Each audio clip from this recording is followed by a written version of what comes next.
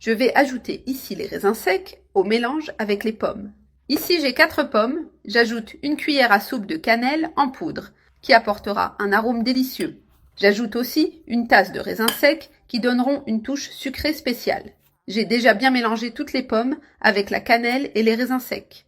Dans un autre bol, je vais ajouter une tasse de farine de blé. J'ajoute aussi une tasse de sucre et une cuillère à soupe de levure chimique. Je mélange bien ces ingrédients secs pour qu'ils soient bien intégrés. Dans un autre récipient, je vais ajouter 3 œufs entiers. J'ajoute aussi quelques cuillères de sucre pour donner plus de saveur.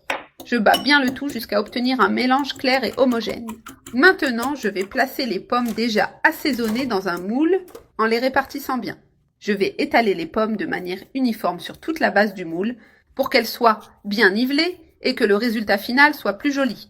Ainsi, on évite qu'il y ait une partie plus haute et une autre plus basse. L'important est de bien répartir en s'assurant que tout soit bien égal. Maintenant, je vais saupoudrer par-dessus le mélange de farine de blé avec sucre et levure chimique, que j'avais déjà préparé avant. Je vais bien le répartir sur toutes les pommes, en les couvrant complètement pour créer une croûte délicieuse. Il est important de mettre tout ce mélange sec par-dessus, sans laisser de partie découverte. Cela va garantir la consistance idéale du gâteau, le laissant moelleux à l'intérieur et croustillant à l'extérieur. Ce mélange de farine de blé, sucre et levure chimique fait vraiment la différence. Tu peux même faire cette même recette en utilisant des bananes à la place des pommes à l'échauffement. Et c'est aussi incroyable et très savoureux.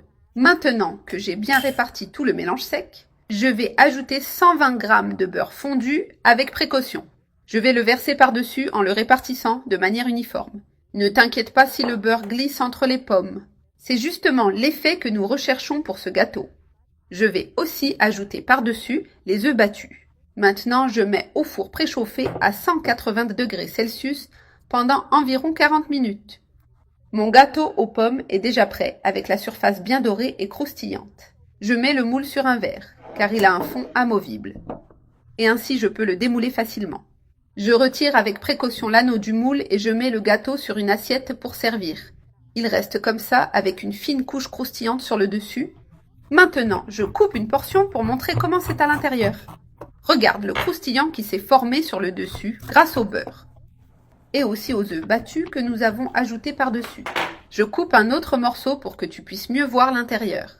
Je retire ici une portion généreuse. Regarde comme c'est délicieux, le gâteau aux pommes se défait tant il est moelleux. Je coupe un peu plus car il est vraiment très croustillant. Maintenant, sur mon morceau de gâteau, je vais saupoudrer un peu de sucre glace pour donner une touche spéciale. Ce gâteau aux pommes avec raisins secs est tout simplement merveilleux. Parfait pour toutes les occasions.